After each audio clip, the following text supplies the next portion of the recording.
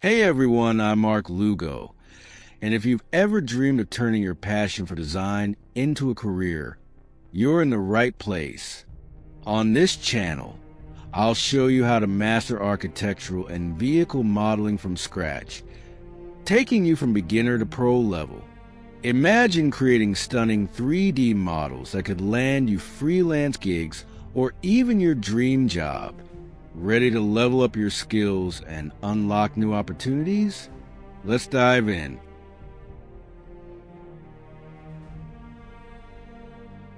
In this video, we'll continue modeling the exterior walls of our home's upper floor. To do this, we'll use the elevation plan images we downloaded from a Monster House Plans website. We must pay attention to the roof sections and ensure continuity with the walls we already modeled on the upper floor.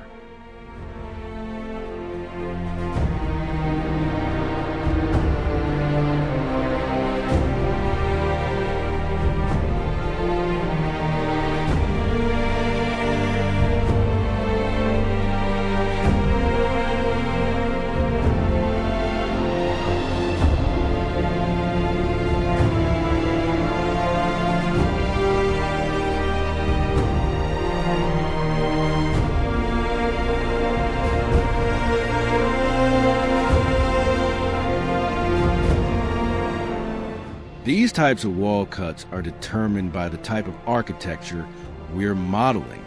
If it were a contemporary minimalist home, the ceilings would most likely be flat with straighter shapes. But every design has its own charm. When cutting window openings, we must be careful to use the same window heights where the budget demands. This is because the reference images are from a website.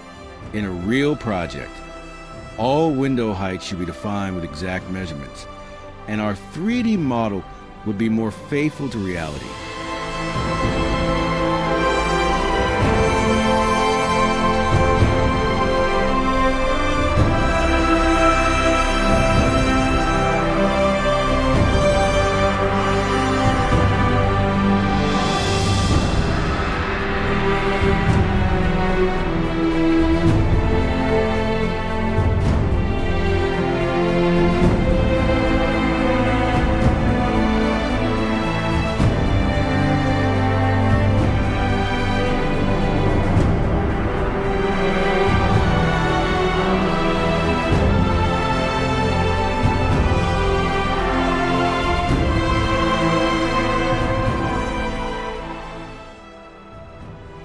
On some walls, we must take advantage of the ones coming from the floor below to maintain continuity in the elevation of the walls. After defining the height of the wall relative to the ceiling, we must establish the window openings, try to maintain a coherent order with the elevation reference plans. For now, this may be a tedious process, but when we're finished, we'll proceed to work on the wall finishes and window designs to make continuing with the modeling of our home more fun.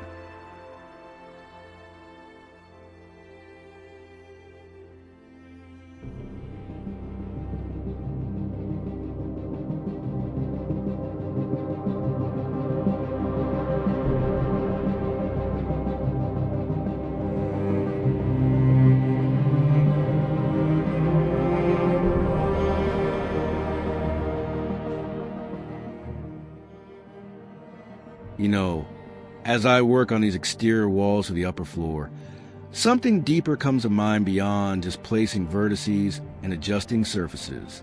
Lately, I've been reflecting a lot on how we as 3D artists can maintain our passion and motivation in this era where artificial intelligence seems to be advancing by leaps and bounds, raising questions about the future of our work.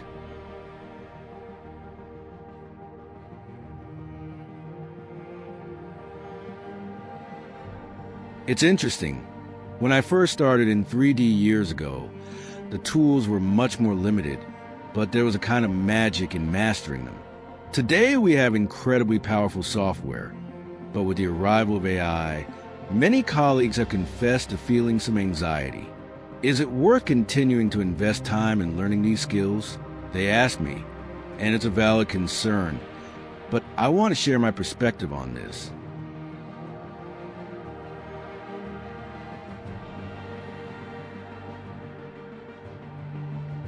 First of all, we need to understand that technology has always evolved.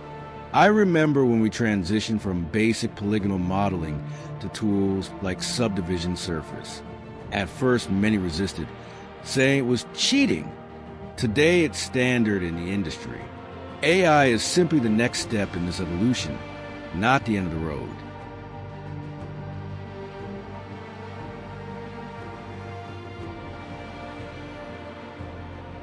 What truly sets us apart as artists isn't our ability to push buttons in software, but our creative vision. Look at this house project we're working on right now. Every decision we make, from wall thickness to how light interacts with materials, comes from a deep understanding of architecture, physics, aesthetics. AI can generate forms, but can't understand the why behind each design choice.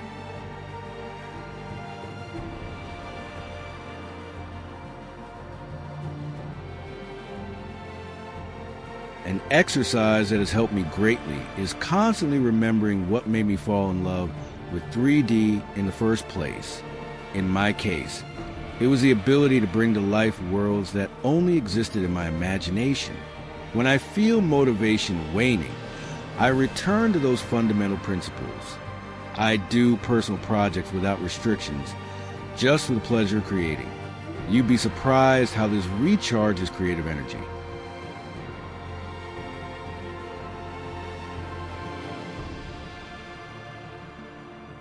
Another key strategy is to specialize while maintaining a broad foundation. AI can do many things, but will hardly match the experience of an artist who masters a specific niche. For example, someone specializing in historical architectural modeling with deep knowledge of period styles will always have an advantage over any automated tool.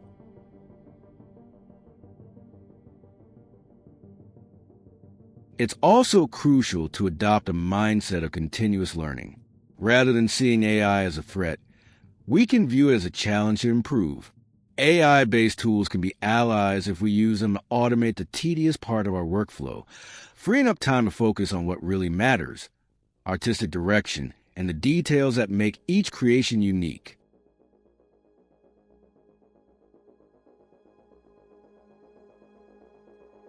I like to share a personal anecdote.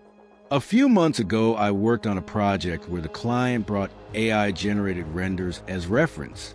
At first, I felt intimidated, but then I noticed that the images, while impressive at first glance, had structural inconsistencies, impossible proportions, and lack of material coherence. That's when I understood our value isn't in producing fast, but in producing with intention and technical knowledge. Community also plays a vital role in maintaining motivation. Participating in forums, attending events, even virtual ones, and collaborating with other artists creates a virtuous circle of inspiration. When we see others' work, we learn and feel motivated to improve ourselves. AI can't replace the human connection that nourishes our creativity. Now, return to our model. Notice how these exterior walls aren't just flat surfaces. There's defined thickness, specific corner treatment, consideration of how they'll join with the roof. These details may seem small, but they're what differentiate a generic model from a professional one. And this comes from years of experience and attention to detail, not from a prompt typed into a generator. I firmly believe the future will belong to artists who know how to combine new technologies with fundamental skills. Those who can direct AI rather than be replaced by it. Those who understand our competitive advantage lies in our ability to think critically, solve problems creatively, and tell stories through our models. So if today you feel uncertain about the future, I invite you to shift your perspective. Instead of asking, will AI replace me? Ask, how can I use AI to enhance my art? That growth mindset is what has allowed us to evolve as an industry and as professionals. Look at this project we're creating. Every line, every surface has purpose. That level of intentionality is what clients truly value.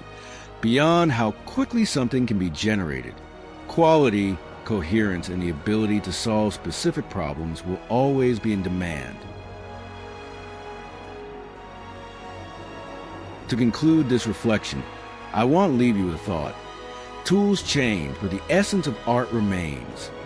What we do isn't just creating 3D models. It's giving shape to ideas, to emotions, to spaces that can inspire others.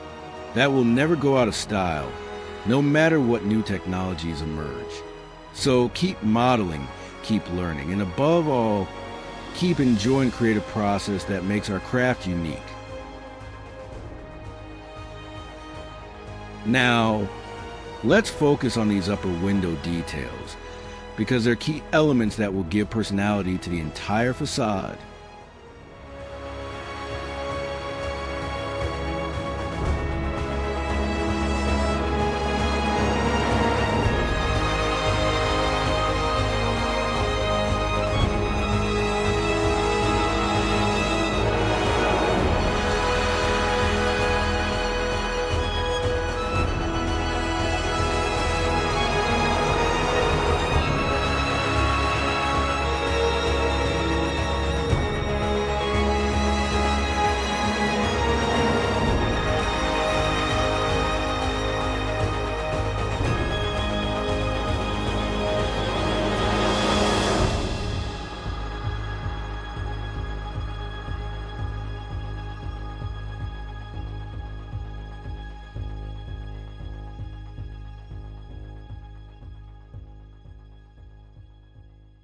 As we define these first straight walls for the upper floor, I realized something fundamental about our work.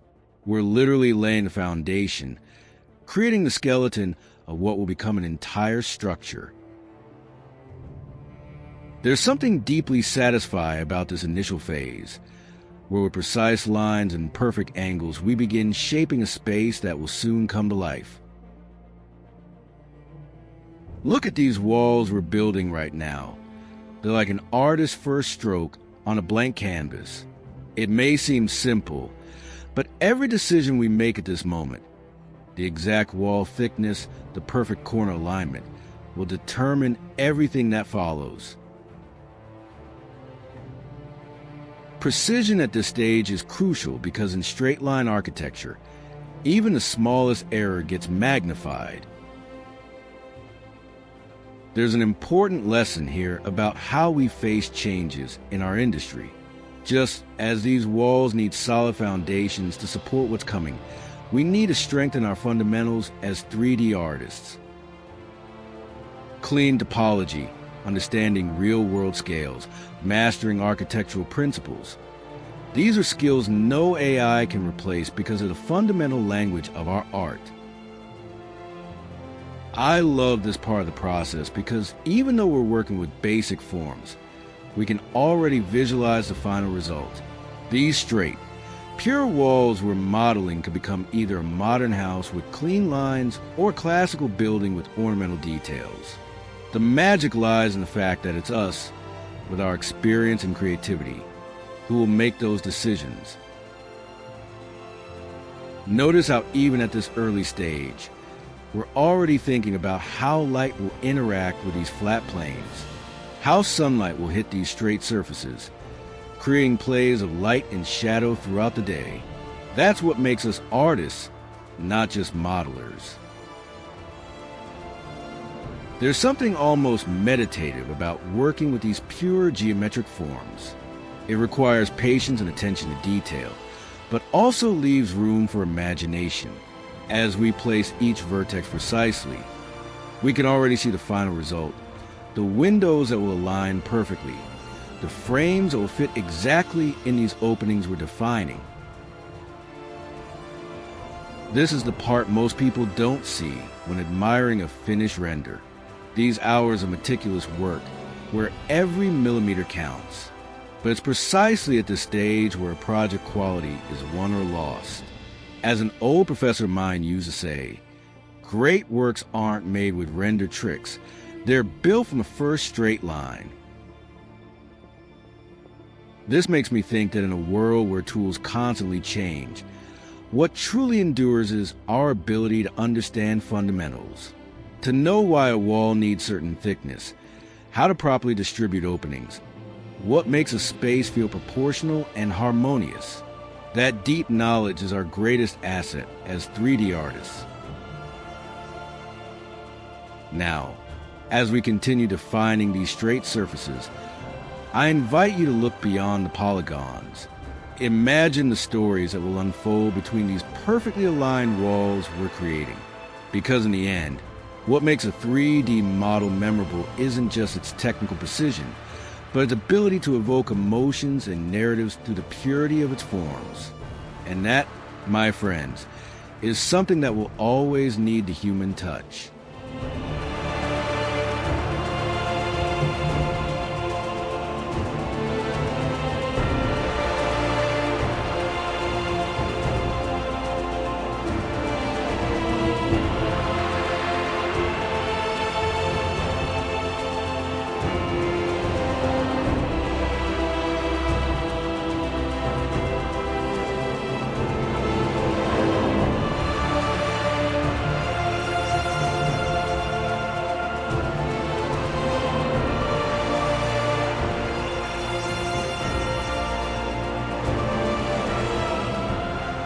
Alright friends, that's where we'll pause for today. I want to keep these tutorials focused and digestible. So, in our next session we'll tackle those upstairs exterior windows. We'll get into frame details, glass materials, and how to make them look realistically proportioned.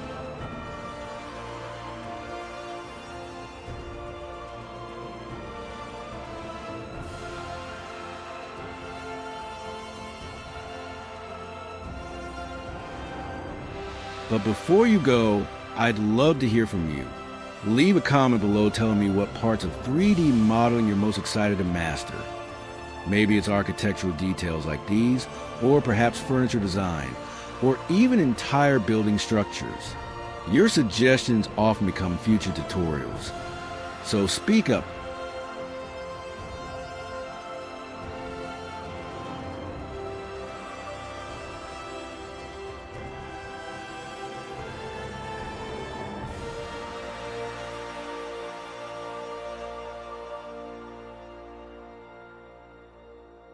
If you found this helpful, do me a huge favor. Hit that like button. It really helps the channel grow. And if you know someone just starting their 3D journey, share this with them. The best way to learn is together.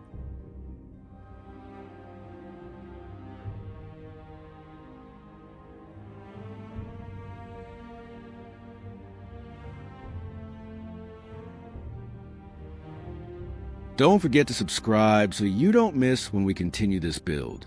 Can't wait to see you in the next one, where we'll bring these windows to life. Until then, keep modeling, keep creating, and I'll catch you in the comments.